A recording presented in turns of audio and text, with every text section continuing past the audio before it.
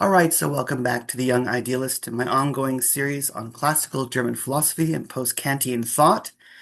And today I have a really good friend, mentor, and scholar here. I have Daniel Tutt, who is a philosopher with a focus on psychoanalytic theory and Marxist thought. He's also the author of Psychoanalysis and the Politics of the Family, The Crisis of Initiation with the Palgrave Lacan series, and of course, How to Read Like a Parasite, Why the Left Got High on Nietzsche with repeater books, which I've read, and it's a wonderful text. I highly recommend it.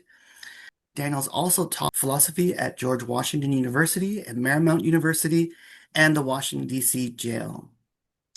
He also is the host of the Emancipation Podcast, which I highly recommend. And I'll put all of these links in the write-up of the video. So welcome, Daniel. Thank you for being a part of the series, The Young Idealist. It's my pleasure, Christopher. Thank you so much for having me. I'm a big fan of your program, and it's an honor to talk about Lukács and to be a part of this program. Been excited about this conversation for quite a long time because you and I have read Lukács before, and Yeah. you invited me to speak on your wonderful series, and I thought it would be great to have you here to discuss this very interesting philosopher and political thinker. So maybe we can begin by who was Lukács and why is his thought important today for all of us in a contemporary sense? Okay, fabulous. Well, it is a daunting task, in part because Lukács is not what Foucault calls the specialized intellectual. Our task would be a lot easier if we could just say that he was a Hegel specialist and he developed these books and these ideas about Hegel. Okay, case closed. Here's Lukács, right? Academic philosopher, quote unquote. So the first thing to note is that Lukács is a worldly intellectual. He is very, very unique in the history of 20th century Belles Lettres. He's begins his career focused on literary studies and drama, deeply influenced by Kierkegaard, by Nietzsche, by existentialism. He, I think we're going to get into more of the specificities of his thought and his influence and his ideas and the figures that influenced him. But why is Lukács important? A couple sort of points from my point of view that is unique to sort of how to my Lukács, if you will, right? Which is that very rarely in the history of, I think, the 20th century, but even of our own time, do we find an intellectual who elevates to a level of ethical profundity and action in the world, political action, cultural, social action, as we find with Lukács. And moreover, what I love about Lukács is the fact that his career is marked by these very dramatic pivots of a philosophical commitment. In other words, his thought shifts, not necessarily in an ultra pragmatist way, right? Or an opportunistic way where you would say, oh, well, these events happen and I must adapt to them. But Lukács's shifts are deeper, quasi-theological. The concept of how, for example, he became a communist, he refers to as a conversion, as a road to Damascus moment, similar from, Saul becoming Paul, right? And that's the Lukács that I find so interesting. And part of the reason that I find that interesting is I have the view that intellectuals today can learn from the example and the life of Lukács precisely because of his strong commitments, whereby his philosophical, his theoretical commitments blur with political commitments and ethical commitments. And it's that synthesis, right, that I find so inspiring. And perhaps others throughout the course of this conversation, if others listening are less familiar with Lukács, they might also find that inspiring, right? Also because he was at the driver's seat of the most fascinating and dynamic political mutations and transformations in European society in the 20th century, right? The two wars, the Russian Revolution of 1917, the rise of fascism in Germany, the deterioration of 1917 and Bolshevism with Stalinism, the failed 1956 Hungarian Revolution, all the way up to May 1968, right before his death. He sees and experiences firsthand these events and was an intellectual, moral voice, right? Moral voice in the face of these events, right? So this is why I think Lukács is important. I think the other reason that he's important is, of course, related to his ideas, in the sense that some of his works have indeed stood the test of time. Others less so, and we can kind of get into that in this conversation. Why Soul and Form or The Theory of the Novel, his early works, don't have the same resonance today as History and Class Consciousness does, right? So that's the other thing, is that Lukács is known as the founder of what we call Western Marxism. And like most founders, right, there is a dispute regarding Lukács' ideas at the very origin of what we call Western Marxism itself. Really, it was the publication of History and Class Consciousness of 1923. And we can talk about that throughout this conversation as to what ignited a series of polemics and debates about the direction of revolutionary socialism and what revolutionary socialism is supposed to do in the failure of the German uprising of 1922 and in the declaration later by Stalin of what's called socialism in one country. How is the communist movement in the Western regions to relate to communism, socialism, etc., right? In the face of these tragic deadlocks. History and Class Consciousness points a direction for that achievement, right? And its novelty can never be underestimated, right? But like with most things that are novel, it generated a profound internal schisms, right? Internal to the communist movement and even outside of it.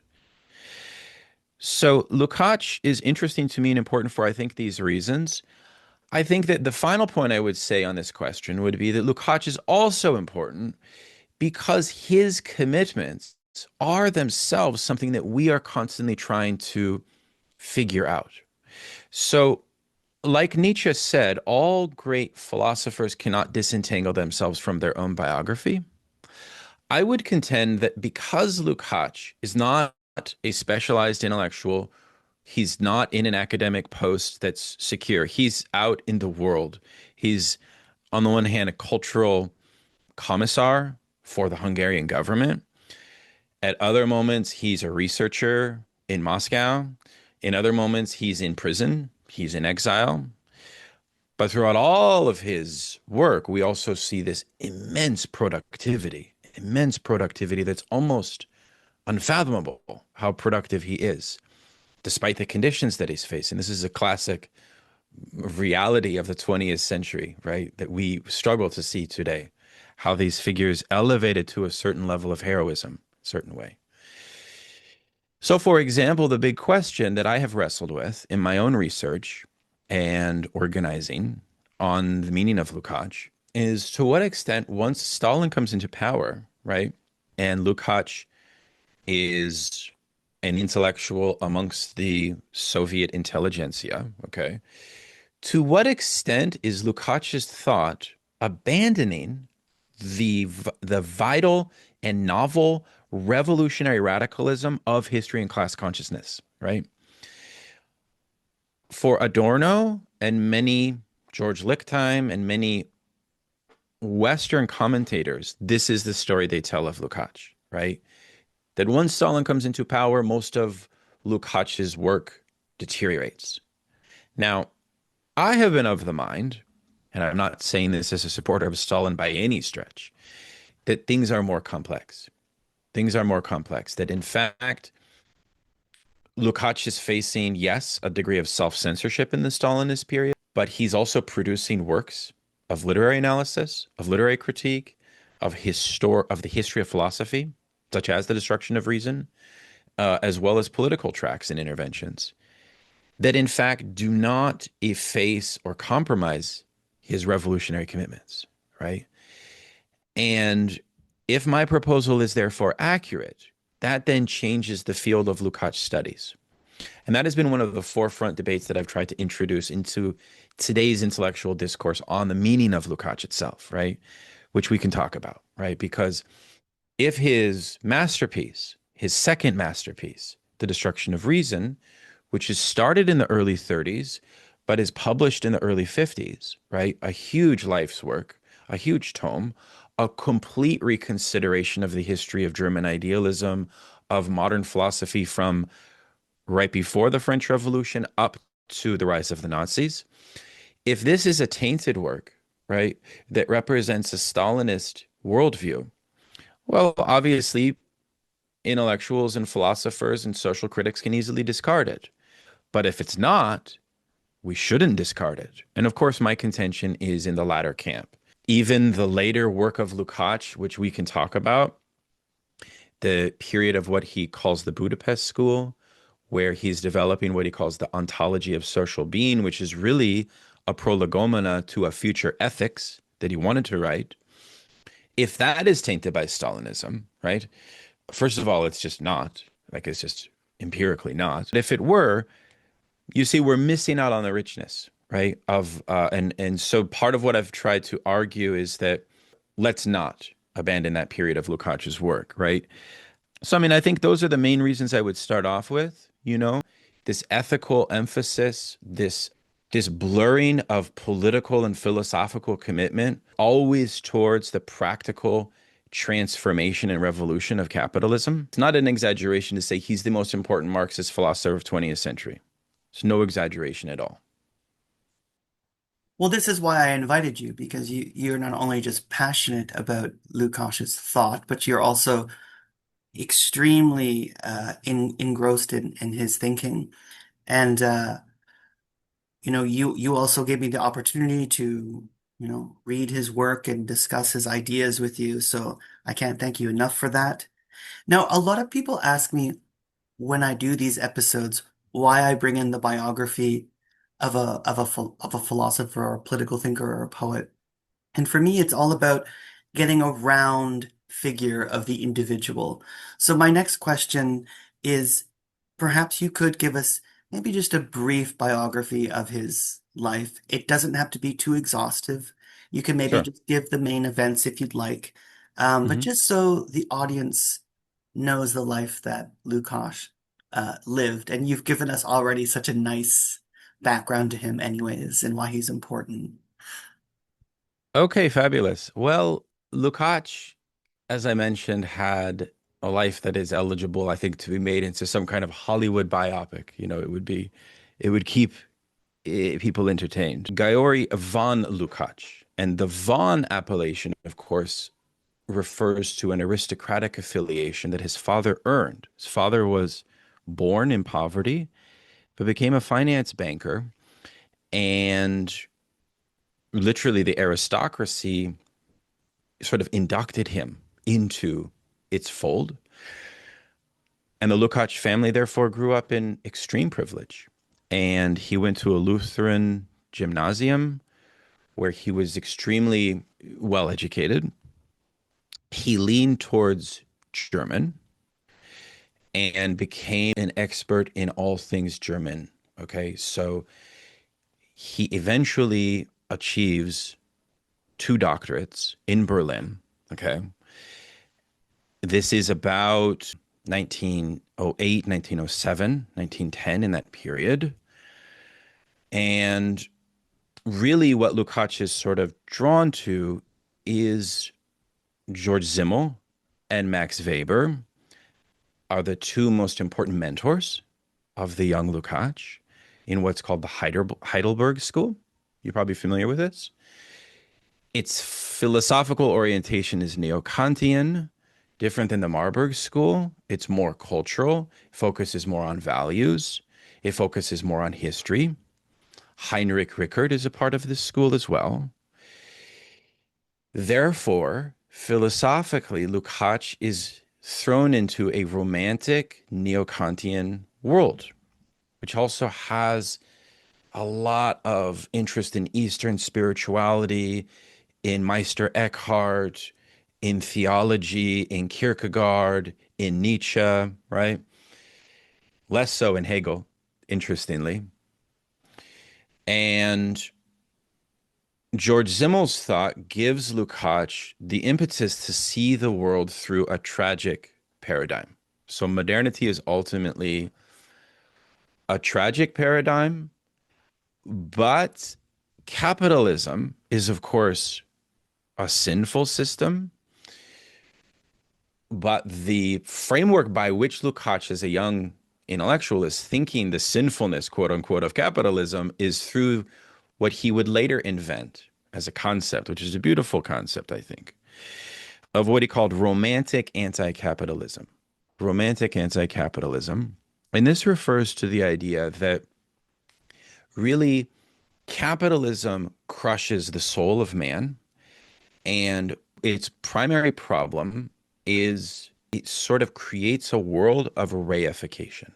It creates a world that disenchants man from any possible spiritual expression of their own interiority. Their own interiority is blocked from a full blossoming in some sense. So it creates a spiritual crisis of nihilism, a spiritual crisis of despair.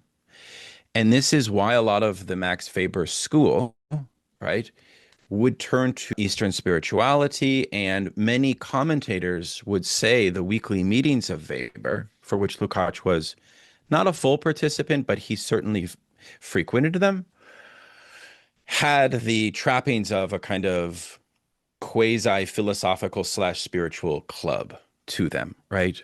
And so this is the world that the early Lukács is born into. He converts to Protestantism in 1907. His family is Jewish, but because they are of the upper class, Lukács says, really, I didn't experience any anti-Jewish or anti-Semitic discrimination. Part of the reason he says that is because he was able to leave Hungary before a lot of anti-Semitic activity was on the rise, as just as a sort of a background. During this time, Lukács has a love affair with a woman named Irma Seidler who commits suicide. This throws Lukács into his own depression and despair, which is worked out intellectually and conceptually in Soul and Form, his first major work, published, I think, in 1910. This is a series of essays on literary topics, on Kierkegaard, on Ibsen, on Simmel, on a whole range of, I mean, this is sort of the way that Lukács subsequently will publish books. He is a critic. He is a philosopher critic. And Weber said, as a sort of offhanded remark once, that Lukács is not really meant for the classroom because he is a critic of culture. He's a critic who knows philosophy, knows the canon extremely well, but his strength is through his essays, right? And if you ever get a chance to read the essays of Lukács, and that's usually how his books are compiled, the books like Soul and Form or History and Class Consciousness still have a certain continuity, but they are definitely essayistic, okay?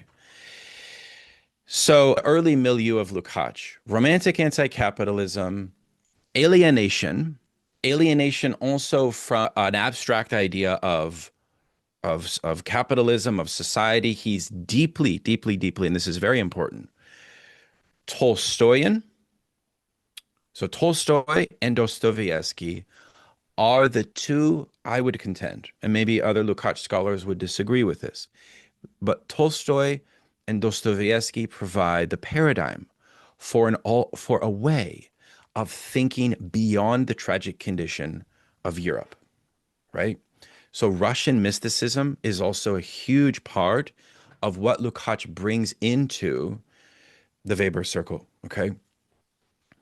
And in particular, it is Dostoevsky's universe, moral universe, that Lukács finds so alluring. And this is important because what is it about Dostoevsky that he loves?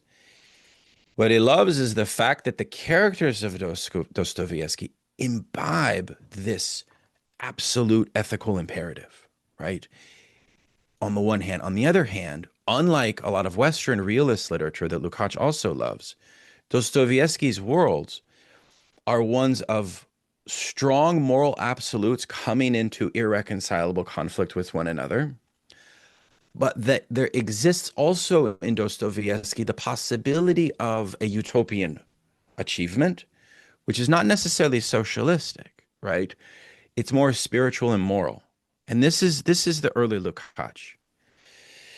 He has a wonderful essay in Soul and Form, his first book on Kierkegaard, right? So this notion of the tragedy of the present age, this Kierkegaardian idea he's deeply in line with this, right? So in the background, one can gather that Lukács has a sort of premonition of, on the one hand, being an alienated aristocrat, bourgeois intellectual, completely disenchanted with modern world, but only able to think about the transformation of the modern world through what he would later call the contemplative standpoint, right? So he would reflect often on the naivete of his romantic youth, right? Precisely because the desire to transform the world, it's left at the level of consciousness, not praxis, not practical action, right? So in a way, he's waiting for an opportunity, right, to take this restless agitation with the world to something more practical. That opportunity comes in 1918, 1919. In the wake of the First World War, in the wake of the Bolshevik Revolution, Lukács has his conversion to Bolshevism and communism. But within that conversion, he begins on the far left sectarian end, and he's brought back to Hungary, and he is appointed the Deputy Commissar of Culture and Education, a post that he held for 133 days. And in that time, Lukács introduces, this is during the time of the Hungarian Commune, or they call it the Hungarian Republic.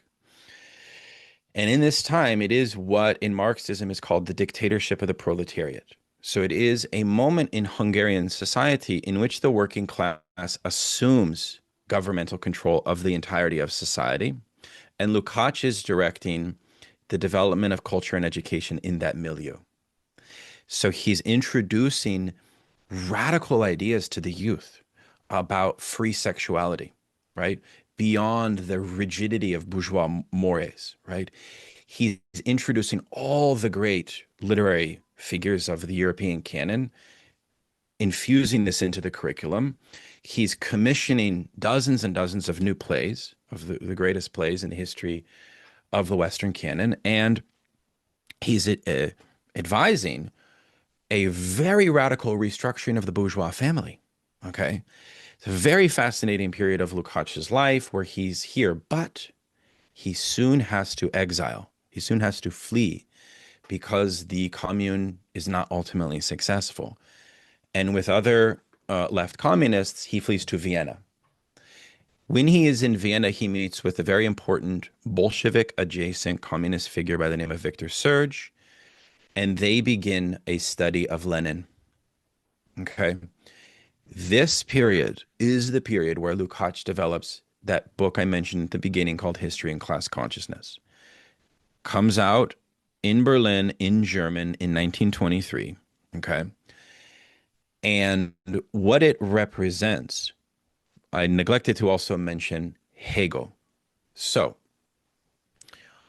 concurrent to the conversion to communism, Lukács also engages in a deep reinvestigation of Hegel. Hegel was a marginal figure for the early Romantic Lukács. Now Hegel becomes at the center, as does Marx, right? Lukács says, as a young man, he had read Capital, but it didn't leave a major imprint on him. It was the combination of Hegel and Lenin, right, that allowed Lukács to come back to see the absolute indispensability of the Marxist worldview. Okay, just as a little background there. Now, we could talk about what the novelty of history and class consciousness is, but I want to wait till a little bit later to talk about that. So suffice it to say, he publishes this text. The text is both loved and hated. It is loved in the West in particular. And the reason that it is loved is because it represents this short-lived period where communes, where the Soviets, right, where these worker Soviets emerge before the bureaucratic stranglehold on communism. History and class consciousness discusses the praxeological and philosophical basis by which the working class ascends to a position of the management of society. That's kind of the framework by which the text is trying to tether with in general. We can get into that further. He is an undisputable philosopher of Marxism at this moment in time. Now, what then ends up happening is Lenin dies.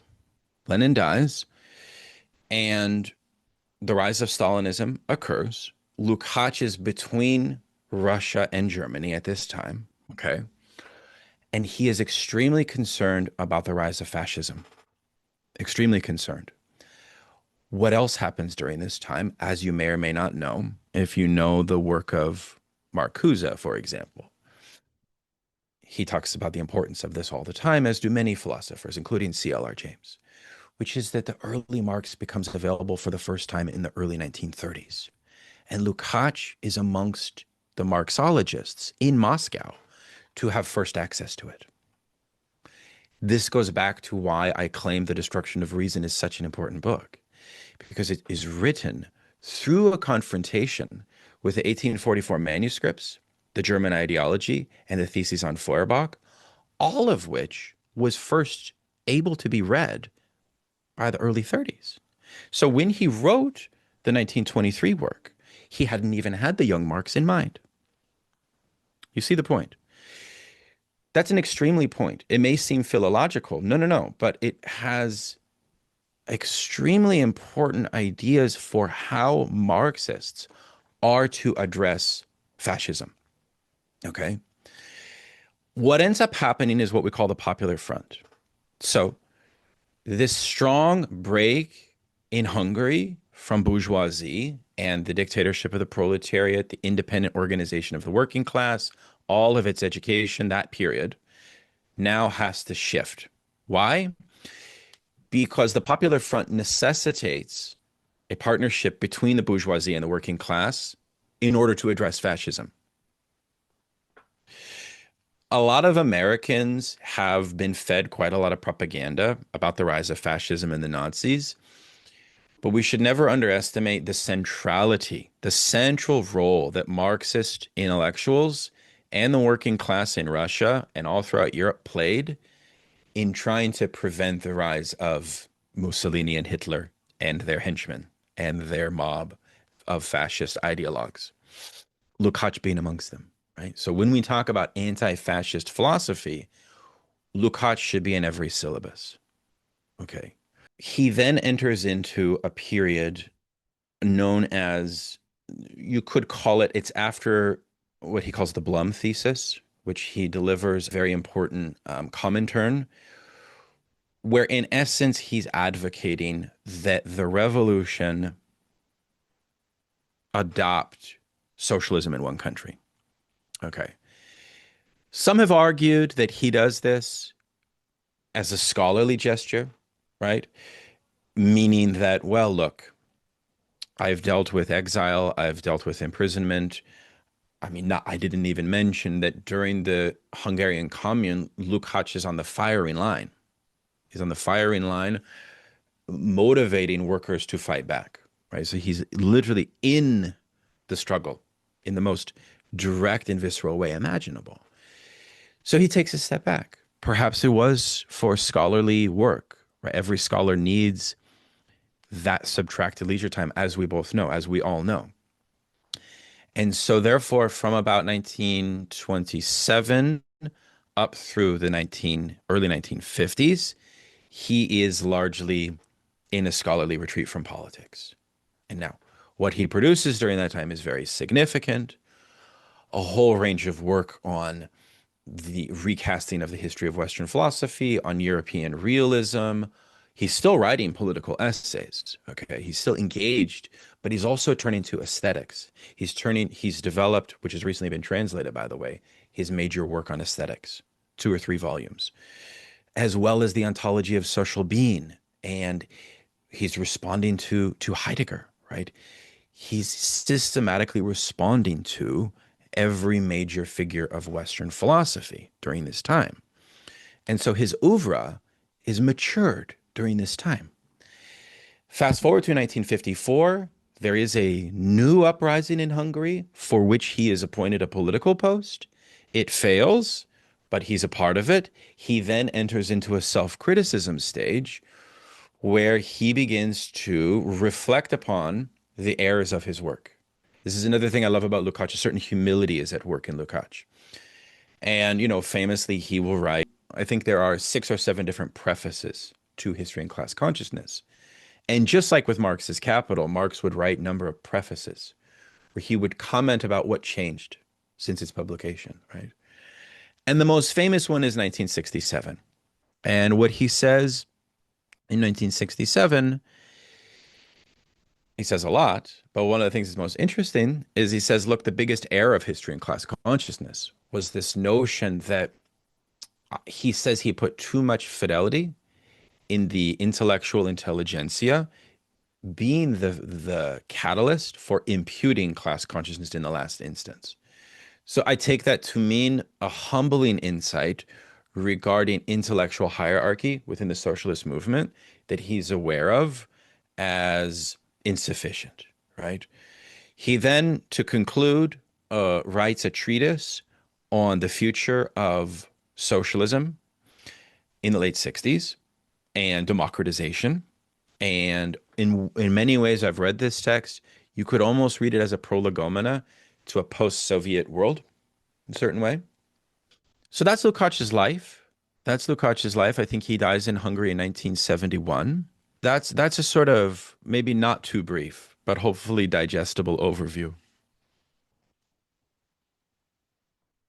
No, I think you gave I think you gave us a really robust image of his life and did a very good job of it. Very succinct, very clear. So my next question, I guess, will allow you to elaborate on some of those sources that you wanted to bring up, some of those texts that you wanted to bring up. If you were to um, talk about Lukács's main philosophical and political influences, and how these influences are employed throughout his oeuvre or his Mm. body of thought, or body of work, sorry.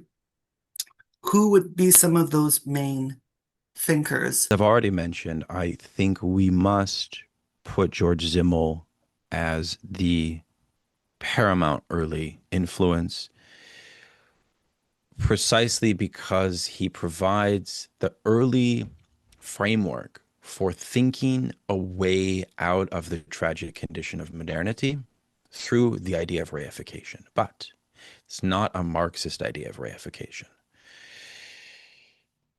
At the same time, it is an idea of reification that he then links to Hegel. And so Hegel obviously would be a number 2, but what does Lukács get from Hegel that is important? Well, the answer is quite a lot. But most importantly, what Lukács gets from Hegel, and you can see how it builds off of Simmel in a certain way, is an emphasis on the totality, which is also a theme of Simmel, in the sense that the totality is eminently applied to social class, to the proletariat in a Marxist sense. And this is the origin of the novelty of history and class consciousness as a book, right? Which is that Lukács says that dialectically the proletariat can only assume the overthrow of bourgeois society upon achieving a different relation to the social totality. In other words, until the proletariat is primed to be the stewards of social development, they will not be able to assume the leadership of society. And the working class revolution will not happen, right?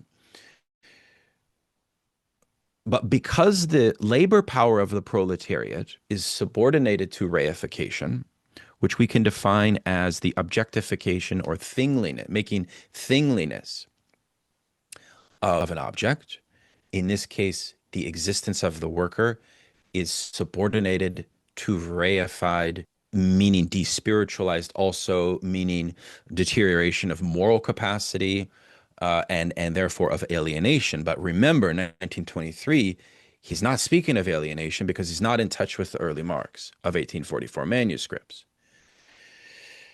So Hegel and Marx add to Simmel is the possibility that reified social existence can indeed be overthrown, right?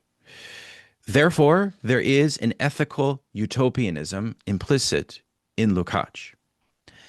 And Lukács never abandons his ethical and moral compass. In fact, as an example of that, the name of when he went back to Hungary, he had a study circle and it was called Ethics, right? So if you read his work, Tactics and Ethics from 1920, which is his first Bolshevik publication, what is he concerned with? Well, lo and behold, he is actually concerned with the use of violence, revolutionary Leninism, the meaning of revolutionary terror itself, right? Many of his fellow intellectuals, he saw error because they were Sorelian. Georges Sorel, right? The myth of the general strike, had a mystical conception of the necessity of the working class to deploy violence. Lukács is not in favor of this, right? Even though, for example, as an anecdote, he's so torn in Tactics and Ethics that he says, well, what do we do? Because keep in mind, after 1917, there's a civil war between the whites and the reds in Russia. What do you do with so-called counter-revolutionaries? Are they to be executed or not? And the young Lukács, before he becomes a Bolshevik, says, no, no, no. They should be given the chance to take a seminar on Marxism instead of execution, right? He then subsequently rescinds that position, and he sees a kind of rationality of the revolution as necessitating violence in certain ways.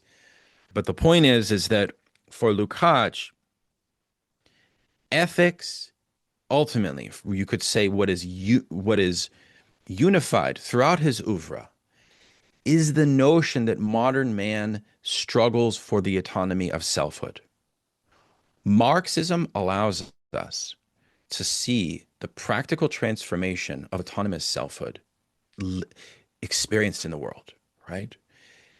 Therefore, Marxism fulfills the utopian wishes of the early Lukács by giving it this practical receptacle, if you will. Okay, so that's Simmel. Now, Hegel, many commentators have said there's two Hegels for Lukács. There's the Hegel of history and class consciousness, which is what he calls radical realism.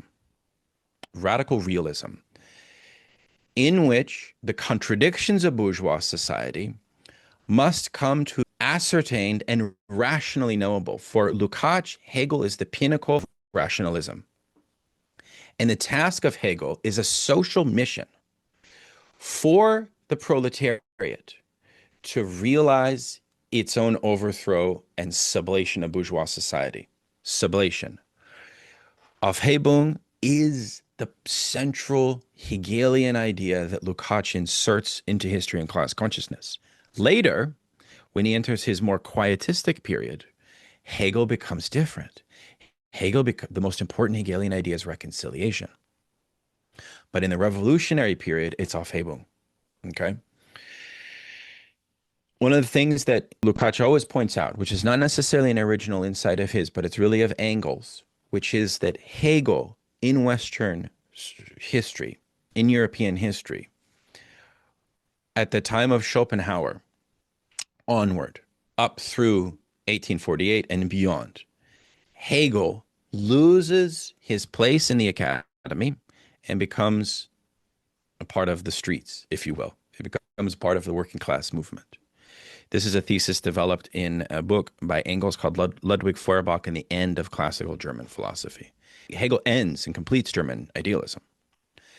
But that completion now has the opportunity to be socially recognized and constituted in European society for the transformation of European society, right?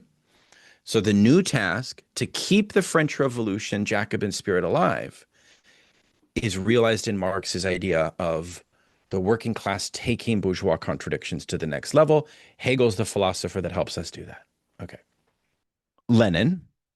Lenin is a extremely central influence for Lukács for a couple of reasons. Number one, you know how I mentioned the destruction of reason that Lukács develops in his later period? The historical framework of this book is Leninist. Okay, in what sense?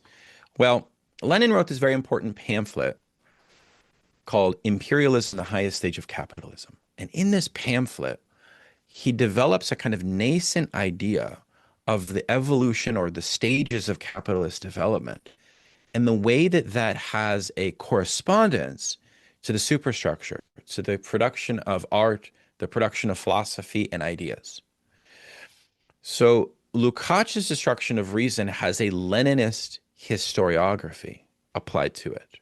And one of the reasons that Lukács develops the theory of irrationalism, which we can get to in a moment, has everything to do not with some ahistorical idea of the philosopher's decision to adopt it. No, it's a Leninist point about how the conditions of imperialism foment and intensify paradigms, epistemologies of irrationalism, including social Darwinism, various forms of militant Nietzscheanism, etc. Why? Well, precisely because the imperatives of the system, in order to justify colonialism, in order to justify genocide, in order to justify the brutality of the system, necessitates, right? Because capitalism is a total system. This is the inside of totality. Capitalism is a total system such that its imperatives also have an effect on the superstructure. That means that we are a part of the totality of the system. We don't see that. That's what refers to reification. That reality is fragmented from us, but the task of the intellectual is to reveal the way that the system has a correspondence to these various parts. That in fact, that totality is knowable. That's the Hegelian rationalist wager that Lukács claims is revolutionary. When it is imbibed in a class, right? That becomes revolutionary. So Lenin, many other reasons why Lenin is important. He's the best strategist of socialism at the time. Of course, Marx, for Lukács, well, I mean, what is Marx for Lukács? In a sense, Marx is the philosophical pivot that makes Hegelianism realizable, right? Marx sort of holds the lamp for the future direction of post-capitalist society, right? The critique of political economy and of capital throughout Lukács' work, you will find references to capital. But I would argue that because Lukács is exposed to the early Marx in this very unique way, right? The early Marx does become more important. The political Marx becomes more important, right? Also because Lukács is a literary critic. And in that period, Marx is writing more. Marx has a book called The Holy Family, which is a whole critique of Romanticism in literature, in novels, right? So Marx himself is a literary critic, right? So that's just a side point on Marx and his centrality.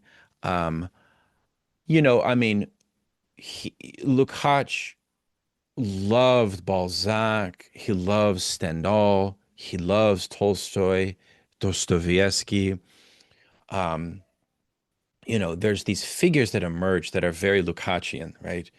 And that's the other thing is that Lukács develops this theory of realism in the field of politics, but he also develops this theory of realism in literature. And this is most notable in his book called Theory of the Novel, okay? Which is an extremely important book that has forever altered literary studies, okay? It's his second book after Soul and Form, okay? And it's actually a Dostoevskian orientation, by the way. I think these are the main figures for Lukács, though, I would say.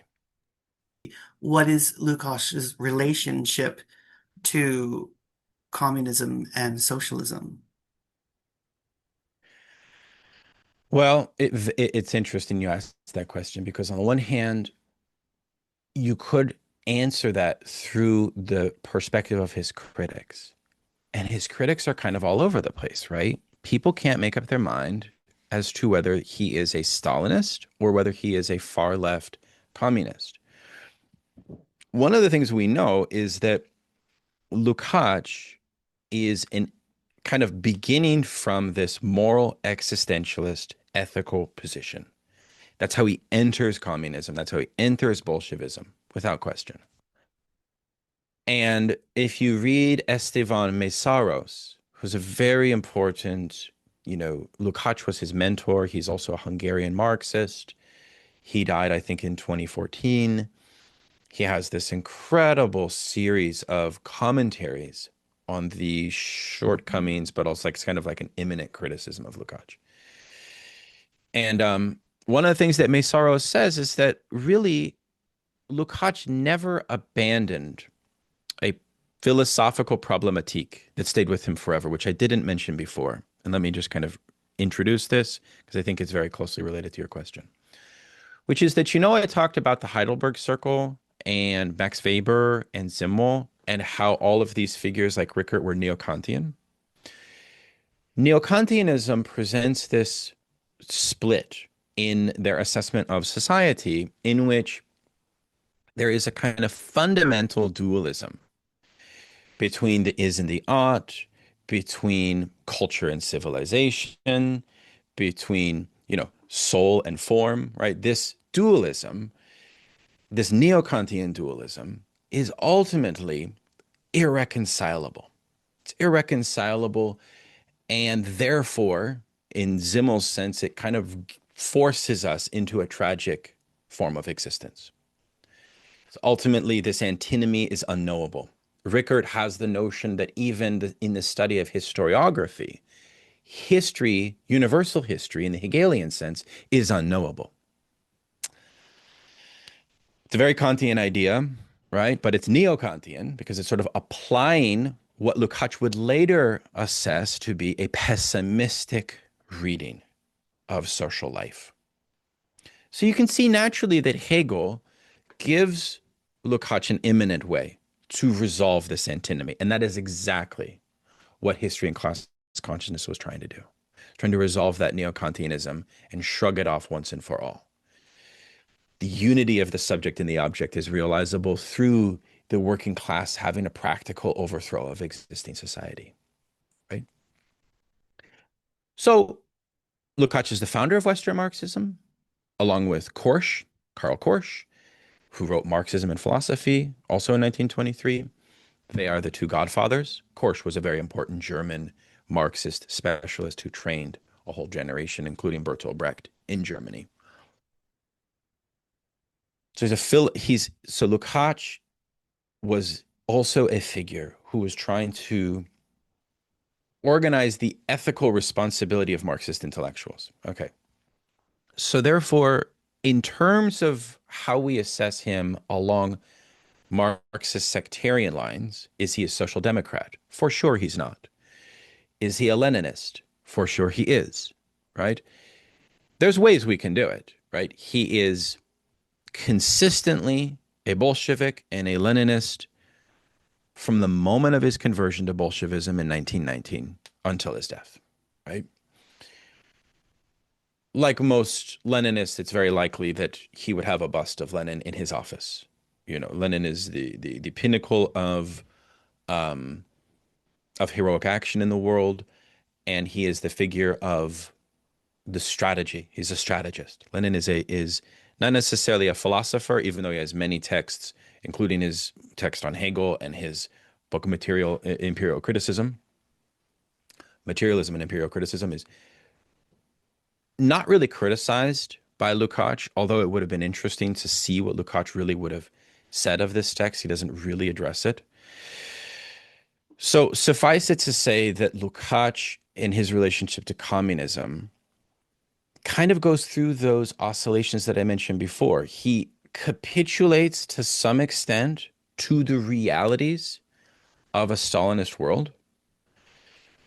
I think more research needs to be done about that capitulation, because if you actually read what he's producing, including, I'll give you an example.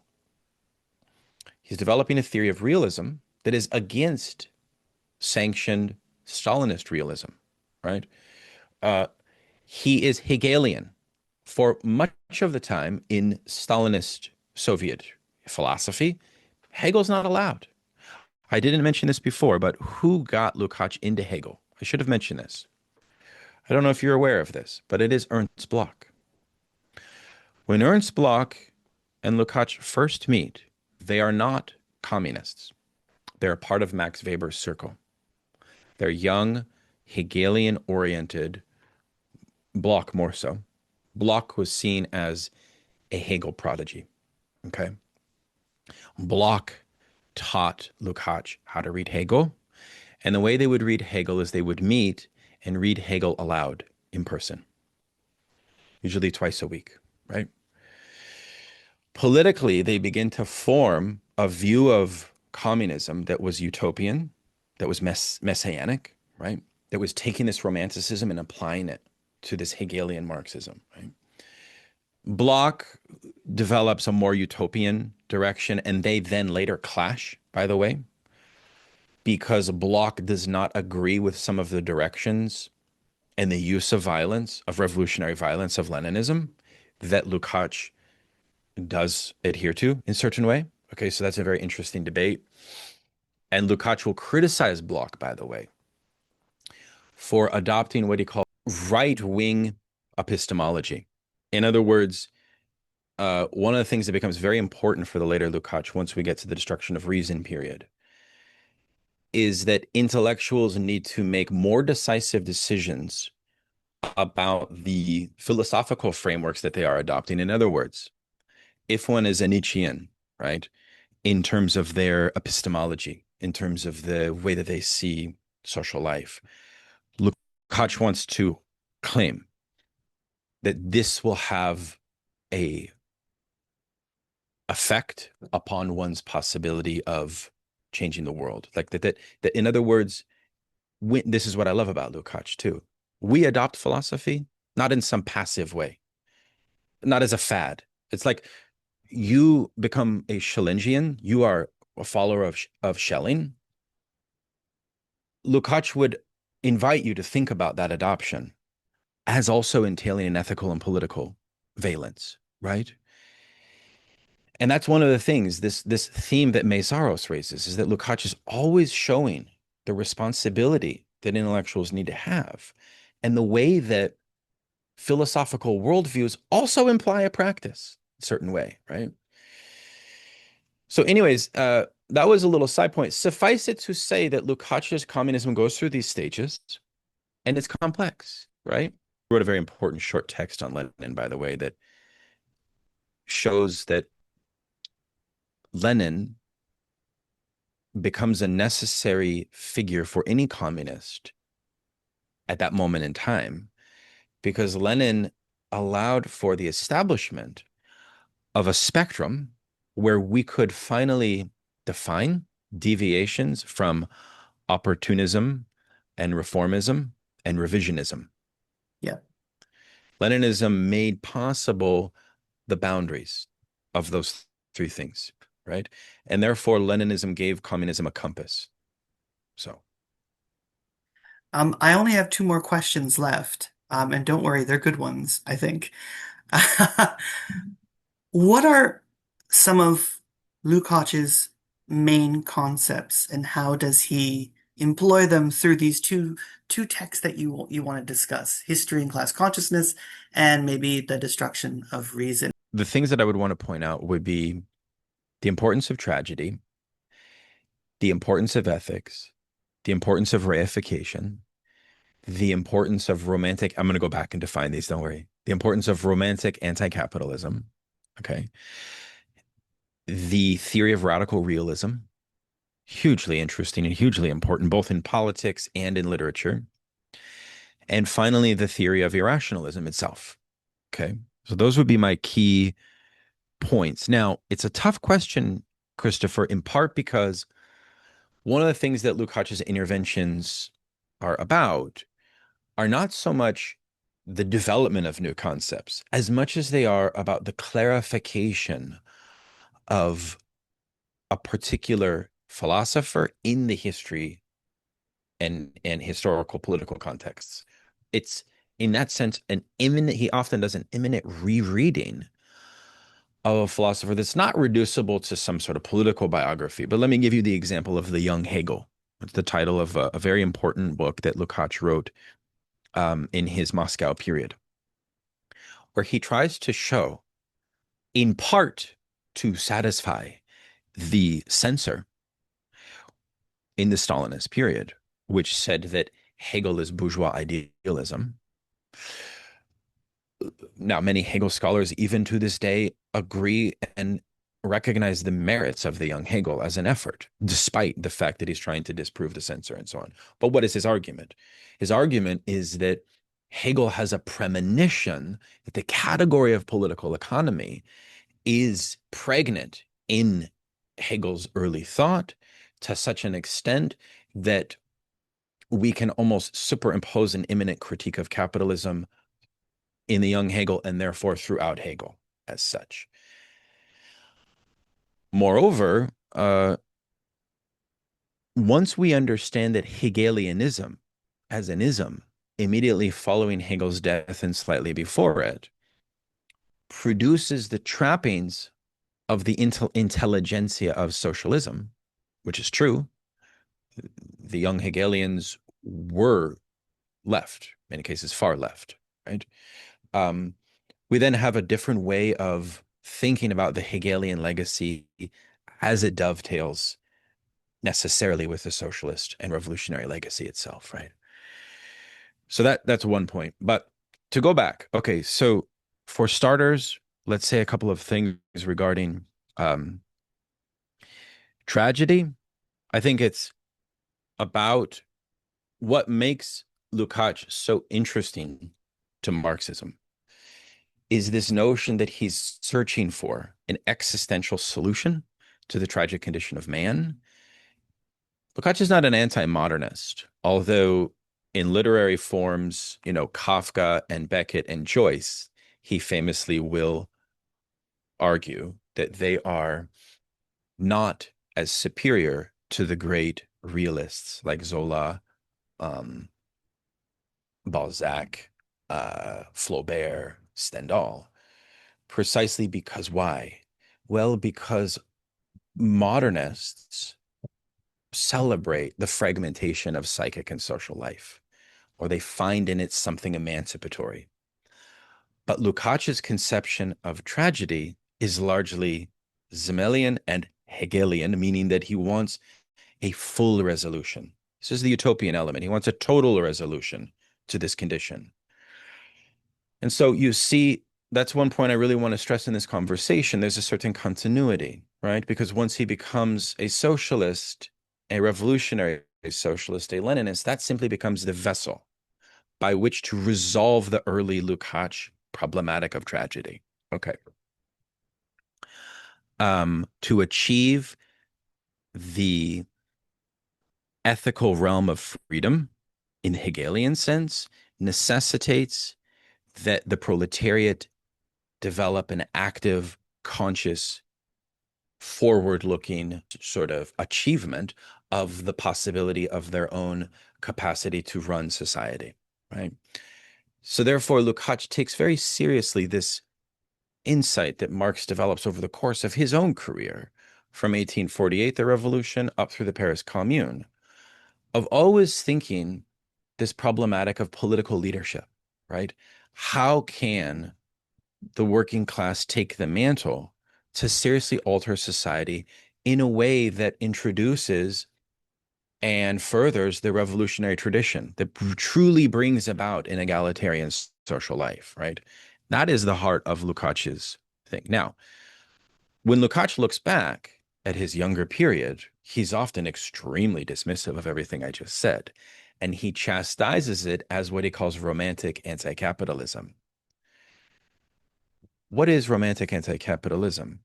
Romantic anti-capitalism understands that modernity has facilitated and fomented and produced this anome, this alienation, etc. But it will seek the source for alleviating that, often through reactionary means.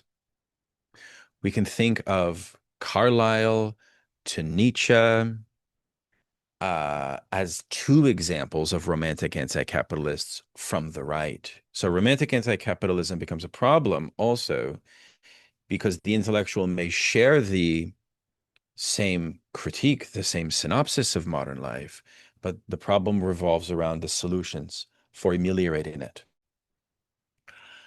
Lukács becomes notorious for his criticism of Nietzsche in The Destruction of Reason, where he shows, in a Leninist framework, by the way, that Nietzsche is the philosopher who ushers in the imperialist age by providing a worldview for the bourgeoisie. Remember, as a Marxist, Lukács is always thinking about the responsibility of the bourgeoisie. We already said at the very outset that Lukács himself is a son of the bourgeoisie. He's a son of the ruling class. It's very interesting also in the sense that Lukács's relationship to Nietzsche is so, I think, acute and contradictory, maybe because of Lukács's own class background. That's a possibility. So you see, that's the point, is that romantic anti-capitalism has political stakes.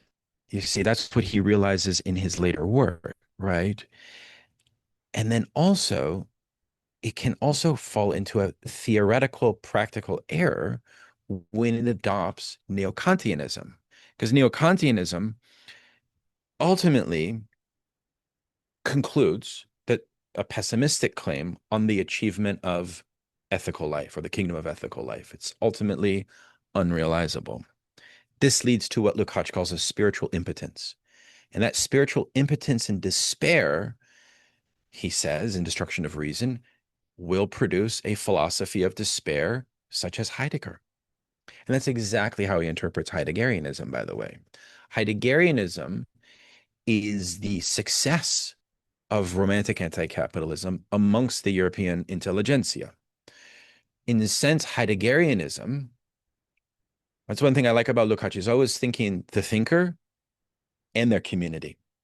You can't separate the two, right? I think a lot of people would want to think that I can take Schelling or Nietzsche or Simmel or whoever and say they are not responsible for their followers. No, Lukács wants to say, in fact, that there is a responsibility. That goes back to the theory of responsibility. Okay.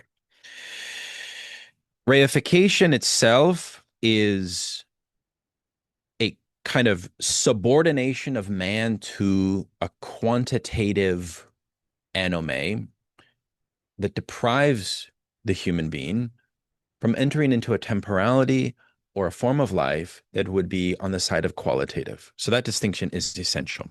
Okay. And it's anti-human. Reification and the forms of commodification produce an anti-human. Why? Because they subordinate the working class in particular, but also the bourgeoisie. It's not just the working class, to this thingification. And we then imbue this depersonalized anti-human form of sociality amongst ourselves, and this deteriorates social life. As I said, Lukács develops a theory of realism and theory of the novel, which he then expands throughout his career. This is another one of his key concepts, which is interesting precisely because it's not the realism of the Communist Party. It's something different. It's an active dialectical realism using Hegel and the theory of sublation, different than this kind of rote photographic realism that was trying to depict. No, it's a dialectical conception of reality in which the possibility of the proletariat coming into a conception of realism that would be based on a break from reification. That becomes, therefore, a realism that is also utopian. And finally, irrationalism. If I said that Hegel, as I said, that Hegel is the high watermark of rationalism, what is irrationalism? Well, irrationalism refers to the perversion of neo-Kantianism on a grand scale. Now, many Marxist philosophers have made this point, and Lukács would, I think, agree with it. And it's a very interesting formula, and I'd like to see what you think of it, which is that all counter-revolutionary forces have the philosophical trappings of neo-Kantianism. Why? Because they do not posit either a sublation or a reconciliation of contradictory social forms. Those contradictory social forms kind of have a uncomfortable coexistence. They're not reconcilable. Ultimately, it's not a dialectical theory at the end of the day. And in this sense, irrationalism is then in Destruction of Reason, formalized as a conception of various ways that philosophy and philosophers have kind of wavered from the Hegelian. Like, if we take seriously this idea that Hegel completes German idealism, well, in the wake of that, starting really with Schopenhauer primarily, but onward, we have the rise of irrationalist epistemologies, and these have certain trappings, certain characteristics. For example, the suprasensible becomes privileged. There becomes a hierarchical conception. The ideals of the French Revolution are abandoned. What is developed is what Lukács calls aristocratic epistemology. That becomes the order of the day. We see this in Nietzsche, to some extent, even with Bergson and vitalism. So while I can see that the critics, and I think this will dovetail into your next question, of the Destruction of Reason have a point, that Lukács is highly selective, or at worst, he's dismissive of irrationalist philosophy, for which they would say, well, are you trying to remove these philosophers from us? Are you trying to say, don't pay any mind to them? Which, of course, I think Lukács is not trying to say that. He's not trying to say abandon them. He's trying to unabashedly say, from my Hegelian Marxist point of view, here's how we can see the inadequacy of irrationalist thought. I can say more about the meaning of irrationalism. It's a technical term that has to be understood, I think, in a historical context, right? As a deterioration of Hegelianism, which also has assigned with it a value. There's a value assigned to irrationalism, whereby we are forfeiting universalism, we're forfeiting a commitment to the possibility of social transformation, right? It's a sort of defeatism. He comes up with a theory of defeatism internal to philosophy. It's a very provocative thesis, but I think it qualifies as one of his most important motifs. I think I'll stop there. In tracing the history of irrationalism, Lukács sees a group of figures emerging from Jacobi to Heidegger. What is it about irrationalism and these figures that Lukács finds so dangerous? Or what, as you said before, what makes these thinkers, what was the word that you used? What, Self-defeating. They have a yeah, self-defeating kind of what makes ethos. these Yeah. Yeah. thinkers, and even in the era that they live, um, And self-defeating? that's the thing, is like Lukács has, 2 doctorates in German thought, and I myself am not a specialist in German thought, but I'm a Marxist, and I'm a philosopher. So one of the interesting things at first that we must say at first is that it's actually, even though people protest the destruction of reason, one thing that's more difficult to protest is, Lukács's depth of understanding of these figures. It's very difficult to make that claim that he's sort of failing at the level of understanding or interpretation. No, his interpretations have to be taken seriously. I think that very influential thinkers, from like I mentioned with Adorno, have said things like the destruction of reason represents the destruction of Lukács's own reason. And that has obviously led whole generations to abandon the work. Again, what I've tried to do, and I'm an editor for a journal series of essays on the destruction of reason with historical materialism, one of the most prominent Marxist journals right now. I've also done a great interview with John Bellamy Foster, sociology professor at University of Oregon, where he shares my view that this remains actually a very important text. Why is it important? Well, it's important because it takes seriously the notion that philosophy has a social mission attached to it, and that that is the thesis of the Hegelian legacy itself. Irrationalism, in a way, could be understood very just basically as an abandonment of that social collective vision, right? In a way, irrationalism is a forfeiture on the possibility that bourgeois society can revolutionize itself, right? So therefore, irrationalism is the adoption of a set of epistemologies that shy away from, on the one hand, the universalism that both Kant and Hegel saw implicit in the French Revolution, and on the other hand, it also usually refers to an indexing to and a nostalgia, right? So therefore has a certain conservatism often, that the despair of social life can be resolved by hearkening back to or celebrating a bygone culture, right? Nietzsche's love for the Greeks is a case in point of this. Uh, but irrationalism becomes, I think, also a way for us to understand what Marxism has to say about philosophy itself, in the sense that if Marxism needs philosophy, what kind of philosophy does it need? And here I think I would criticize Lukács's theory of irrationalism, where I would be more flexible than perhaps he was. And I try to do this in my book on Nietzsche, by the way, whereby I would say, okay, why not, instead of, as many of his critics say, this strong rejection or this feeling, it's a feeling like once you read Destruction of Reason, you feel as if Schelling has nothing left to contribute. And that's unfortunate. I would prefer to incorporate what I call the balance sheet, right? Whereby we should actually imminently divvy up a philosopher's series of concepts, because many of them can be incorporated if we are Marxists, right? If we, like Lukács, have made a conversion into this notion that capitalism cannot be reformed. Capitalism cannot be reformed. Social democracy may be our allies, but ultimately it's insufficient. That's the Marxist view, right?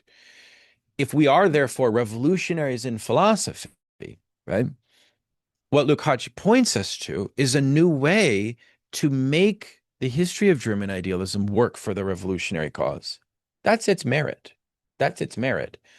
Where I think it's less meritorious is precisely in the fact that he's not willing to see the insights that could come, say, for example, from Bergson and Bergson's theory of time. I mean, why would we want to so stridently reject all forms of vitalism? I don't agree with all of that. And even with Nietzsche, as I show, if we acknowledge the historical aristocratic reactionary basis of Nietzsche, on that condition, the repertoire of Nietzschean concepts can actually be put to an interesting use, so long as we don't do what the French Nietzscheans did after the war and completely dehistoricize all of that. Because I claim that once you completely dehistoricize Nietzsche, some of his reactionary tendencies actually are quite embedded. For example, Nietzsche's proposition to fully annihilate Christianity, Rousseauism, and Cartesianism is not something I'm prepared to do. You see, Nietzsche has his own hammer. If Lukács is using a hammer on Schelling and Nietzsche, well, we know that they have, in the case that he also has a hammer. So I want to avoid that in a certain way. And I want to be a little more charitable to these lineages of irrationalist thinking. But I also find interesting, Chris, the genealogy of irrationalism that he performs. And I do think that in that genealogy, there is a lot of truth to the wider presupposition of it, which again is a historical materialist claim. Let me just reiterate it, which is that as a total system of thought, philosophy expresses imperatives of the system itself. In other words, we as philosophers are conditioned by the imperatives of capital and the ruling class. And therefore, we create paradigms of knowing social reality, of ontology, of epistemology, of morals, of ethics that are a reflection of our embeddedness in capitalism, right? So Lukács is simply saying that if we take seriously the necessity to revolutionize and transform capitalism, we as philosophers have a duty, a social duty, to identify the way and the logic of the capitalist system. Otherwise, we create epistemologies that are complicit with it. And that's what romantic anti-capitalism cannot do. Romantic anti-capitalism is comfortable with irrationalism because it does not have an adequate level of social critique. You see the point. If people listening are not Marxists at all, what at least you can take away is the brilliance, I think, of the way that philosophy is both shaped by capitalist imperatives. Say, for example, what does that mean? In the case of Nietzsche, he says that Nietzsche creates a conception of the Übermensch, which in fact is a reflection of capitalism entering into an imperialist stage and needing a philosophy of justification for its expansion into colonial lands. Nietzsche will actually say in some of his pieces that the working class should go fight off in these wars so as to have a site of determination of their greatness and get out from the stultifying nihilism of the West, in some sense. So that's what interests me is like a philosophy can construct an imperialist justification unbeknownst to itself, right? The book itself also has a very important section, for example, on the rise of racism in European society and the way that philosophers were complicit. And ultimately, one of the things he shows is that social Darwinism has to be thought genealogically in a precursor to anti-French Revolution and royalist sentiment amongst certain philosophers. So he's always trying to piece together this genealogy of Western thought back to its touchstone point.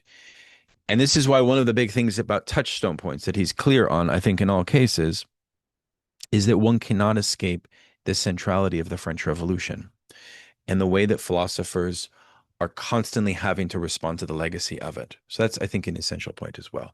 The latter part of the book really gets into a lot of interesting stuff. Wittgenstein, Heidegger, Jaspers, existentialism, to some extent, Jean-Paul Sartre.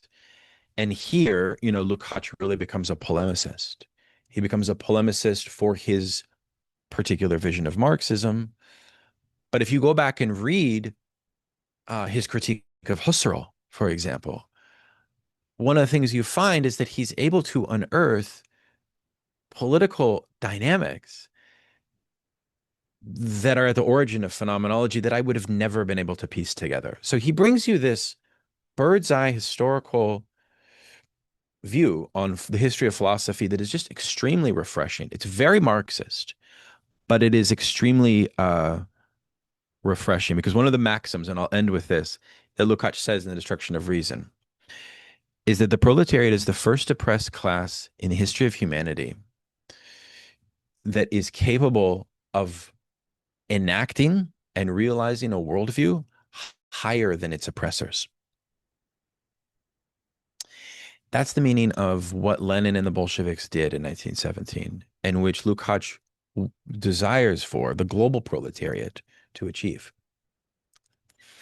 And I think in some sense you could ask yourself, is such a proposal, if you think such a proposal is still possible, I think this is a way to say that in that case you are Lukácsian, right?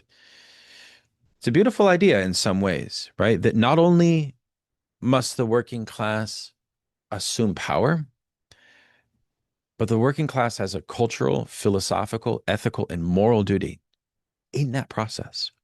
That's Lukács. That's his contribution. That. That's everything for me and him.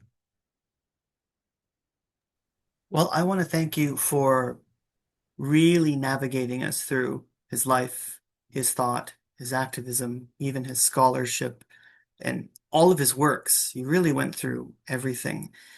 And I can't thank you enough for giving us such a wonderful living vision of Lukács and for being a participant in this series. Christopher, I wish you the best of luck with the Young Idealists, and I just love your program. I wish you all the success in the world. I hope everyone subscribes and likes everything you do, and you're really growing a philosophical community here. And keep it up. This was a joy for me to do, and talking about anytime anyone invites me to talk about Lukács, I think it's evokes a certain reverence and inspiration. So I hope a little bit of that maybe wore off on the listeners.